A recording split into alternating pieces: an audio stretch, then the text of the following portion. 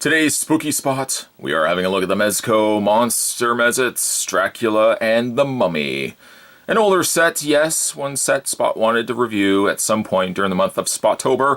It's happening right now, so we're going to have a look at these. The Mezco released several different lines. Now this one only shows 4, but there was also 2 packs available, I guess, of more monster-created ones on their end. They did like a Mad Scientist. Did a couple other cool ones too. But this one is the bare bones Universal Studios monsters. But yes, you would be correct. They don't quite look like the Universal Studios monsters. One of the kind of cool aspects to the monster Mez-Itz here. They're very different. To check out more from the folks over at Mezco, www.mezco.net. And let's see if we can actually find a year here. A year of release. I cannot find one. Maybe on the front? Does not say. Take my word for it, though. It's a bit of an older set. That being said, Spot's going to take a terrifying break. We're going to get this opened up. We're going to unleash the monsters, and when we come back, we're going to get a better look at the monster Mez-Itz, Dracula, and the Mummy. Don't go anywhere, guys. Stay tuned. With them out of their package, let's have a better look at the monster Mez-Itz. First things first, let's have a look at Dracula. He is very different, yes, than regular vampires. Gone is the hair. You can still see fangs, but they're more like buck teeth fangs. He's kind of like a zombie vampire rabbit, complete with long ears. Or he kind of looks like Dobby from Harry Potter. I guaranteed if he looked like this, Harry wouldn't be talking to him the way he did. He's a very interesting little zombie. Of course, he also looks like Nosferatu. Now, with Mez-Itz, the hands are kind of clamp-shaped.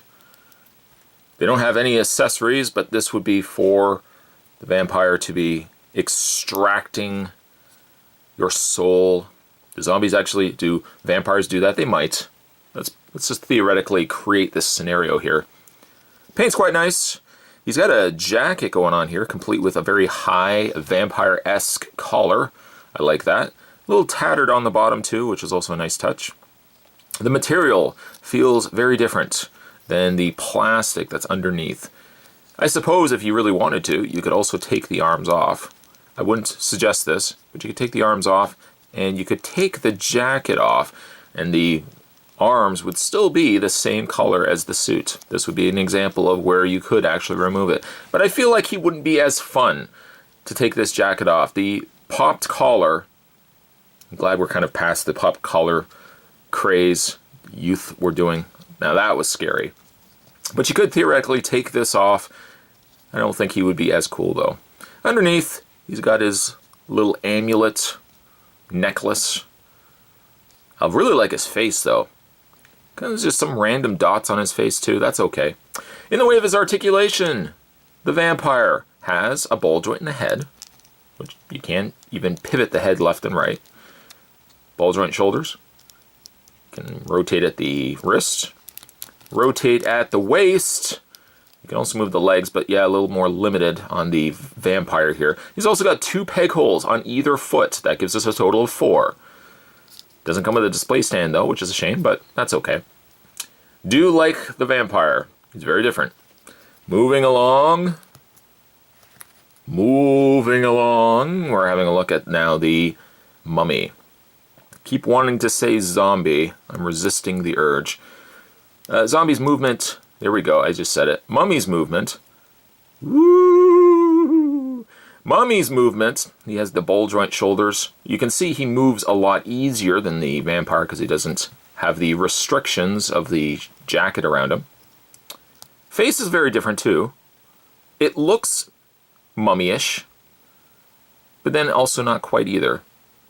It's really stylized, and I like that. They've painted in little bandage lines, but then they've also wrapped extra bandages, sculpted bandages around his torso, his legs, and his arms. It's a nice touch as well. I keep wanting to do this. They immediately kind of throw you off with the size of a Mez-Itz. Mez-Itz are a bigger mini figure. It kind of looks like it wants to be a mini figure, but Mez-Itz, because they are a little bit larger, when you first pick them up, they it's jarring the size of them. But Mezco released a whole slew of these things, both monster and movie. They even had like RoboCop and stuff like that, which was kind of cool. I really liked the Mummy. I think equally so, I really like the Vampire. I mean, looking at the two, my favorite could be the Vampire out of the two. But the Mummy has personality, and I like personality. I also like my soul as well. Articulation on the Mummy is the same. I guess he is a little more limited when it comes to his head articulation because his shoulder slightly gets in the way. A little bandage on his shoulder. Lots of movement in his arms with that ball joint, swiveled wrists, swiveled waist, and the ball joint legs, which work a little stiffer, but they still get the job done. These would be so awesome if they had display stands. Sadly, they don't, but that's okay.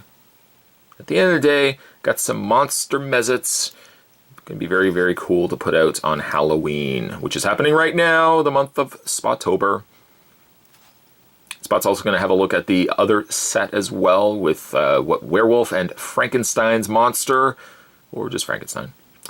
But today's spooktacular spot, we were having a look at the Mezco Monster Mez-Itz, like a vampire, and the Mummy. Certainly stay tuned, guys. Like I said, Spot's going to have a look at the other Monster Mez-Itz. That's going to be coming up very soon. And of course, lots more spooky spots heading to you this month. Thanks for watching as you always do. See you next time.